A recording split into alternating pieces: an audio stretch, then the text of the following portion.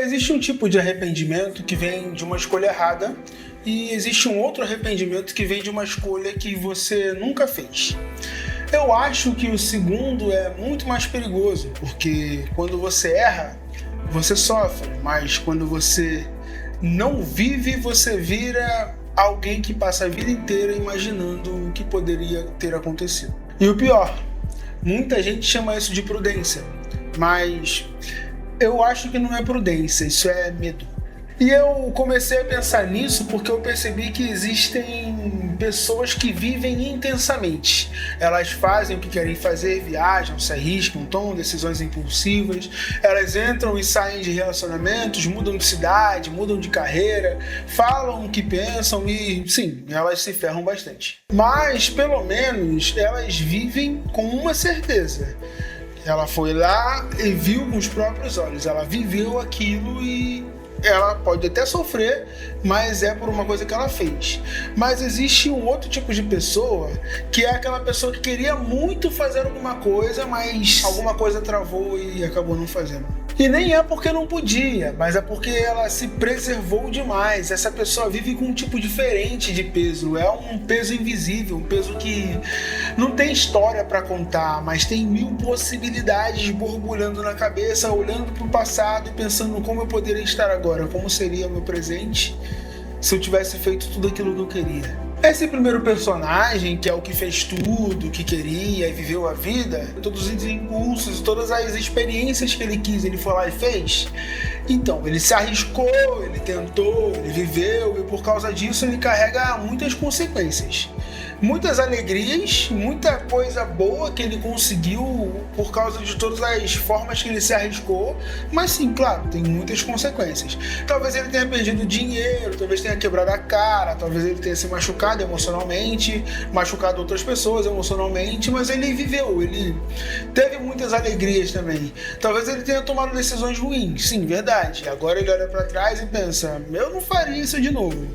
Mas ele sabe, ele tem consciência, ele tem cicatrizes, ele tem memória, tem experiências, ele sofre, é verdade, mas é um sofrimento com substância, porque ele não está sofrendo com coisas imaginárias, né, com imaginação, ele está sofrendo com a realidade. Isso dói, pode ser bastante doloroso, sim, mas pelo menos é algo concreto. Ele foi lá, viveu, ele teve todas aquelas experiências, para o bem ou para o mal, mas ele teve lá, ele fez tudo o que ele quis. Já o segundo personagem, ele é um cara mais silencioso, mais misterioso, talvez. É o cara que sempre quis, é aquele cara que sempre teve muita vontade de alcançar coisas, mas sempre teve medo. Sempre teve algum motivo que o fizesse pensar, agora não é o momento, depois eu faço. Quando eu tiver mais dinheiro, eu penso nisso. Quando eu tiver mais confiante, quando eu tiver tempo, quando, e nunca aconteceu. O tempo passou e ele não fez nada. E esse cara não sofre por uma consequência, ele sofre por um fantasma, ele sofre pelo e se, pela possibilidade. E esse e se, essa possibilidade, essa coisa que ele nunca viveu, é cruel, porque ele nunca termina, ele tá sempre lá martelando na cabeça, porque ele nunca tentou e ele nunca vai saber como poderia ter sido. Então ele vive preso numa realidade paralela, uma realidade de tudo poderia ter sido incrível. E sim, é claro, tudo poderia ter sido horrível também, mas ele nunca viveu, ele nunca se permitiu fazer as coisas que ele queria fazer. Então a imaginação dele vira uma eterna tortura, porque ele tá lá naquele mesmo momento pensando no que poderia ter sido bom ou ruim e vive tentando várias possibilidades e não chega em lugar nenhum porque ele não viveu. E esse é o tipo de arrependimento que ninguém vê. E aí entrou uma coisa interessante, a sociedade costuma olhar para esse primeiro cara que viveu muito e pensar, é um cara irresponsável, é uma mulher imprudente, imatura, sem juízo, porque vive intensamente, chama muita atenção, e por chamar muita atenção tem muita gente olhando para o que ele está fazendo de certo e de errado, e geralmente as pessoas costumam apontar mais e ressaltar mais o erro do que os acertos. Então, como ele errou mais, ele está mais visado e vai ser mal falado mesmo. Agora, o segundo cara, que é o cara que não fez nada, muitas vezes é visto como um cara centrado, responsável, organizado. Esse aí tem cabeça no lugar, esse aí pensa, ele organiza a vida antes de fazer, mas preste atenção, ele não está fazendo nada. E isso é muito perigoso, porque por fora ele parece muito estável, mas por dentro ele está cheio de vontade engavetada, cheio de vida reprimida, cheio de desejo que virou frustração, e isso começa a apodrecer bem devagar dentro da gente. E aqui entra uma parte bastante incômoda. Esse segundo cara, que é o cara que sempre ficou mais centrado, sempre se segurou muito, ele começa a julgar o primeiro cara, pensando: olha, esse cara tá fazendo tudo que eu não fiz, ele tá sofrendo tudo que eu poderia ter sofrido e não sofri. Logo, eu sou mais interessante, eu sou mais inteligente, eu sou mais autocentrado, eu sou melhor que ele. Olha, eu nunca fiz isso, eu sempre estive aqui na minha. E ele desenvolve esse mecanismo de defesa, que é julgar o cara que tá fazendo tudo que ele mesmo quis, mas por não fazer, ele se sente superior a ponto de apontar o dedo pra ele e falar: ah lá, ele tá errando, mas eu nunca fiz isso. Só que ele tem muita vontade de fazer. Só que no fundo, isso não é superioridade, isso é defesa, porque ele não consegue olhar e admitir para si mesmo que ele não está sendo prudente, ele só está sendo medroso. E aí ele precisa transformar o medo dele em virtude. E como é que ele vai fazer isso? Ele precisa chamar a própria covardia de maturidade. Então ele vira juiz, ele critica quem vive, porque quem vive prova uma coisa que ele odeia enxergar, que é que talvez ele poderia ter vivido também, mas não viveu. Então o julgamento vira uma forma de anestesia. Ele usa o julgamento para poder se sentir bem de não ter feito tudo que ele quis, olhando para alguém que tem feito tudo isso, e ele se acha superior. Só que na real, ele queria muito estar fazendo também. E aí tem uma outra coisa que eu percebi, é que esse segundo cara geralmente diz: ah, eu aprendo com o erro dos outros, eu não preciso viver tudo não, eu olho para o que o outro está fazendo de errado e aí eu tiro minhas próprias conclusões, eu só não vou naquela mesma direção. Ok, isso até pode ser inteligente, só que tem um problema.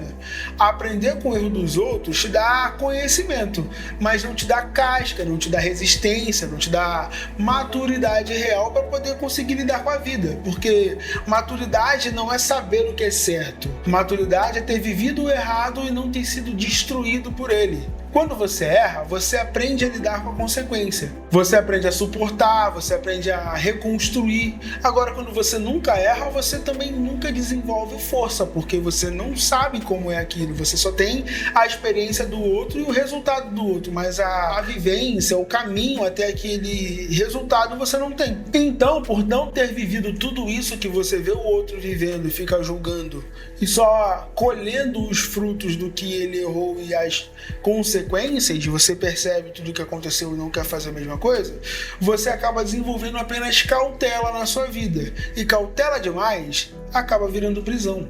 E é aqui que eu acho que está a maior diferença. Porque quem viveu sofre, mas tem história, tem consistência, vai ter muita história para contar. Mas quem não viveu sofre também, só que ele sofre por algo que nem aconteceu. Ele não tem história, ele tem hipótese. Hipótese é infinita, pode ser muitas possibilidades corroendo a sua memória, corroendo a sua mente.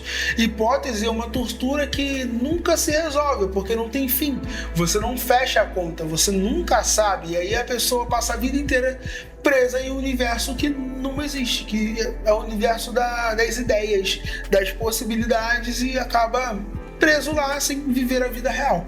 Mas calma, deixa eu deixar uma coisa bem clara aqui. Eu não tô dizendo que viver sem pensar é certo. Tem gente que vive de tudo e destrói a própria vida. Tem gente que confunde coragem com autossabotagem, por exemplo. Mas também existe gente que nunca vive nada. E chamar isso de responsabilidade é tão autodestrutivo quanto. Porque a vida não cobra só o que você faz. A vida com certeza vai cobrar também o que você não faz. A vida cobra o que você adia e cobra também o que você enterra dentro de você. E chega um momento em que arrependimento não vem com dor, vem com vazio. E vazio é muito pior. E aí a pergunta que fica não é: você vai viver Você vai errar ou não vai errar? Mas a pergunta é, você vai sofrer pelas consequências do que você fez ou vai sofrer pelo peso do que nunca teve coragem de fazer?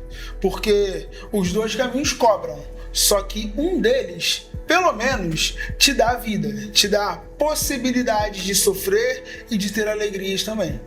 E talvez a maior tragédia nem seja errar.